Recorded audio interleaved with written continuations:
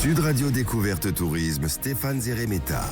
Bonjour Stéphane. Bonjour Stéphane. C'est vrai qu'on dit les deux. Hein. On peut. Ça vous va bien en tout cas. Ça va.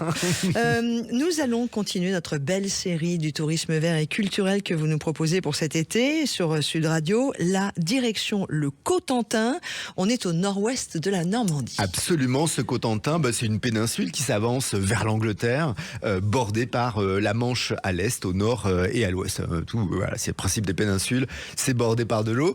Et c'est que sur les rivages, on a un peu les plus hautes falaises d'Europe, avec des plages de sable fin, donc c'est plutôt sympathique. Et puis dans les terres, on a des marées autour de 40 ans. Alors en hiver, c'est plutôt des mers intérieures, assez mystérieuses, assez belles. Et il y a aussi une capitale, Cherbourg en Cotentin, qui est préservée du tourisme de masse. C'est pour ça que je voulais vous y amener aujourd'hui. Vous faites bien. Allez, on commence par côté nature. Alors, on va commencer par le nez de Jobourg. On est dans la Hague. On est à 128 mètres d'altitude. Donc, c'est depuis ces falaises qui sont les plus hautes d'Europe continentale, ou parmi les plus hautes. Voilà, c'est pas forcément les plus hautes. Je crois qu'au Portugal, ils sont plus hauts. En tout cas, on va apercevoir le cap de Flamanville. On va apercevoir les îles anglo-normandes. Et c'est le deuxième site le plus visité de la Manche, juste après le Mont-Saint-Michel. Bon, vous m'avez parlé de ces marais, c'est vraiment impressionnant. Alors, surtout, c'est impressionnant l'hiver, quand ils sont, c'est quasiment un tiers du territoire de la presqu'île. Bon,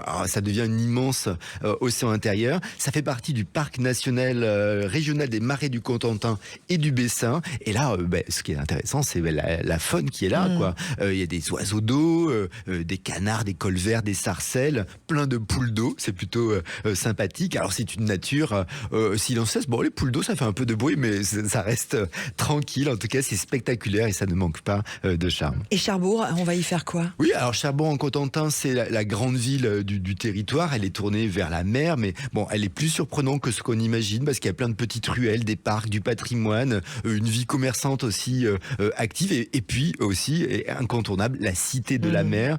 Donc là, elle est installée, cette cité de la mer, dans l'ancienne gare maritime transatlantique Art déco. C'est waouh déjà. Et puis la cité de la mer, c'est une des grandes locomotives du tourisme du Cotentin. On découvre l'aventure de l'homme sous la mer, les aquariums, le sous-marin, le redoutable, tout un parcours aussi autour du Titanic. Et on va descendre un peu dans les profondeurs, sans se mouiller les chaussettes du tout, je vous rassure.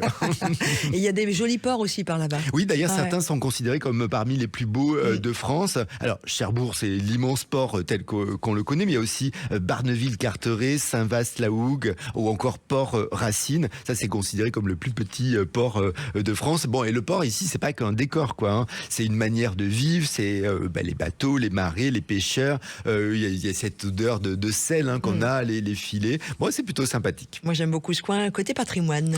Côté patrimoine, ça a une histoire très dense parce que c'est qu'on a une présence humaine dès l'Antiquité. Puis il y a aussi l'histoire du débarquement, 6 juin 44, qui est aussi sur la côte est du Cotentin, avec l'objectif rapide de prendre le port de Cherbourg. Et puis côté architecture, on a des châteaux, des manoirs, des églises, des villages de granit et de schiste bleu. Bon, on se met à table ? Oui, bien sûr. Et donc c'est vrai que dans le Val de Serre, on va cultiver des légumes, il y a de la conchiculture, il y a de l'ostériculture. Sur les côtes, on va pêcher, alors ça, barbu, cabillaud, du bar, du conque, de la dorade délicieuse. Bien sûr, on est en Normandie, il y a des pommes, avec et qui dit pomme dit cidre. Ou calva. Avec ou calva, oui, en version plus forte. Et calva, avec modération. J'allais rajouter celle-là. En tout cas, c'est du produit d'excellence. C'est vraiment plutôt sympathique. On a le Cotentin, c'est vraiment c'est une Normandie sauvage. On va marcher sur le GR 223. On va voir les falaises de la Hague, flâner à Cherbourg, explorer ces marais, longer les ports. C'est une destination authentique, iodée, une destination où l'on se ressource. Et puis en ces temps de canicule, ça reste une région où on respire encore. Il fait bien frais. Et ça, c'est vraiment bien. On retrouve toutes ces informations. C'est donc le petit futé Cotentin Manche. Absolument. Cotentin Manche, et nous allons nous en contenter. Waouh.